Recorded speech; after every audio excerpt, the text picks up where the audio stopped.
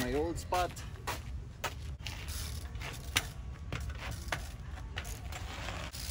Right side up.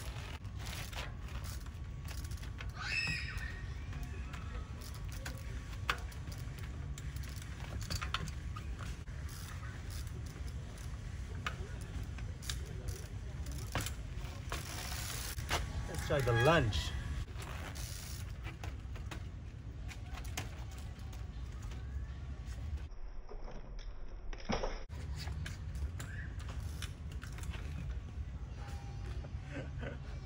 I can't believe it. Dati, di dyan ako na makuhag saka diya.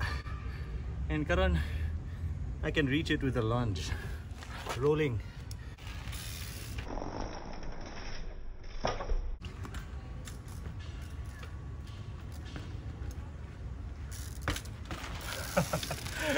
First try.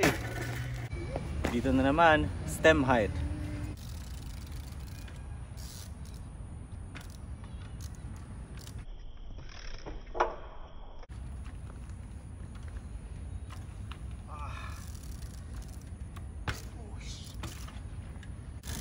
That was okay.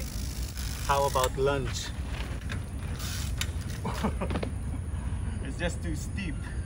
I don't have the right skills yet para gawin yun dyan.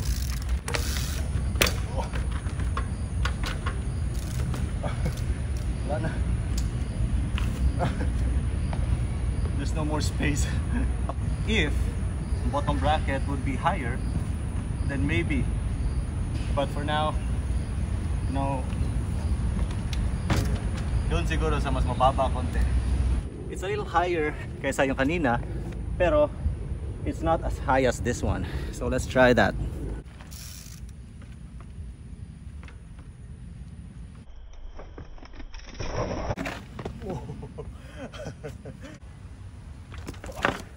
Ow. Sumakit bigla aking right ankle. This is the part that I hate. Yung nasisira ang katawan. You just can't predict kung kailan siya lalabas bigla yung sakit. Parang may umungot sa loob, ganun. Change angle konti kasi feeling ko puwet lang yung nakikita.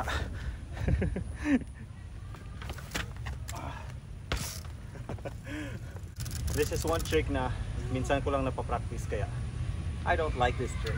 So inconsistent ako dito sa trick na to.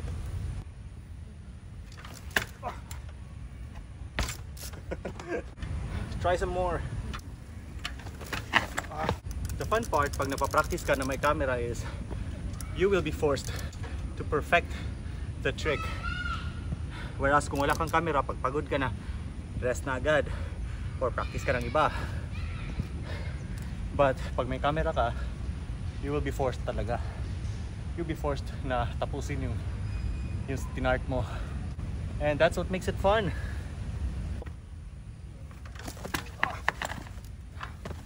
The height of this is maximum ko na height for this trick. Kaya masyadong inconsistent.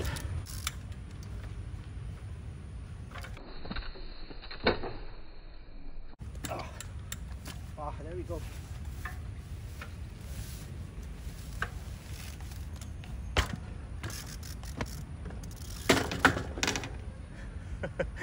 There we go. After ilang tries yun.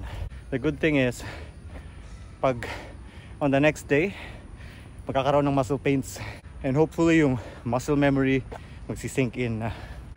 How about up to back rolling? Start muna ako dun sa shorter side.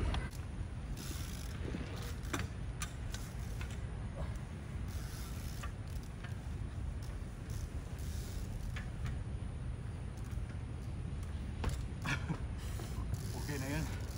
Okay na yun. Now sa higher part.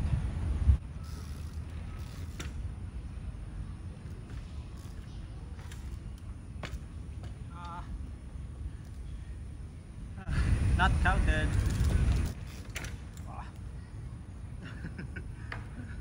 So a few months ago, natsambahan ko mag-ride up to back wheel hop dyan.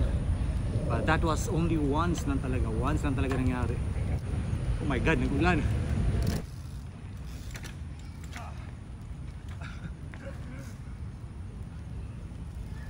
lack of practice. I have to be happy with what I got kasi umuulan na talaga. Kaya ako umuwi.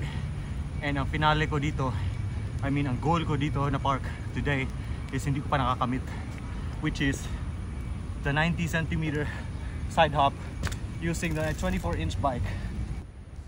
Here we are, 90 centimeter side hop. Bike na to hindi pa nakakaakyat dito, but yung 26 ko, 26 inches nakaakyat na, pero siya hindi. So I wanna prove na it's not the bike that matters, it's how you jump. Technique matters more.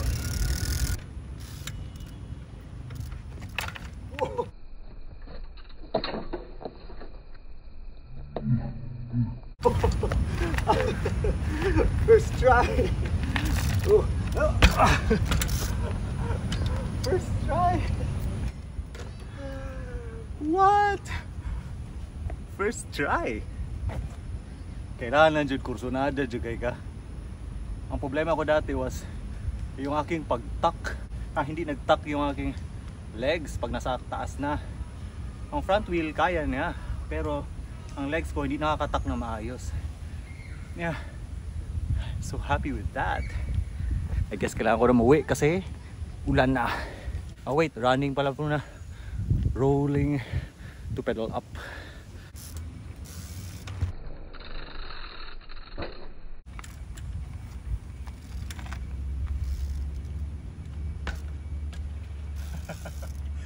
First try, and I was on top. Surprised with that. Siguro kailangan ko na mag 1 meter talaga next time. 1 meter is handlebar height. So happy with this.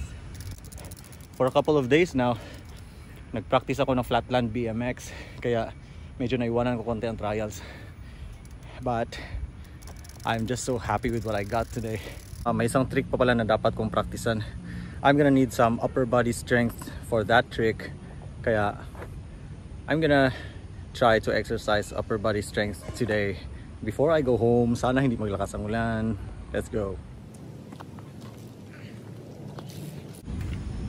So the goal is i-maintain ko tong stance na to for 1 minute, or maybe 2 minutes. Dapat ma-maintain siya.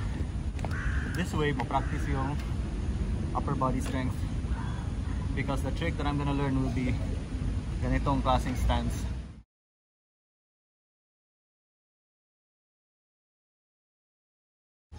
Grabe, I can't believe I lasted 2 minutes. 120 counts. Siguro lampas konti kasi mabagal ang pag-count ko. This is a proof na ang bike trials 2 minutes lang, wala na, super pawis na pawis ka na talaga just by staying there. And sa ganitong klaseng practice, you can use any kind of bike, any bike na may brakes. For beginners, may brakes sa front and likod na makapit. Pag medyo alam mo na paano gawin konti, kahit ang brakes hindi na masyado maganda, okay lang. Grabe. Hopefully I can create some muscle memory with this one, kasi ang technique ng trials is more on muscle memory. And ganun din sa sa ibang gaya ng BMX, pero mas grabe lang talaga yung sa BMX, lalo na sa flatland, kasi combinations talaga palagi. So this is a static trick, and hopefully it helps in the long run, and I'm surely it will help sa long run. Lumalakas na talaga ang ulan. I gotta say goodbye. Bye.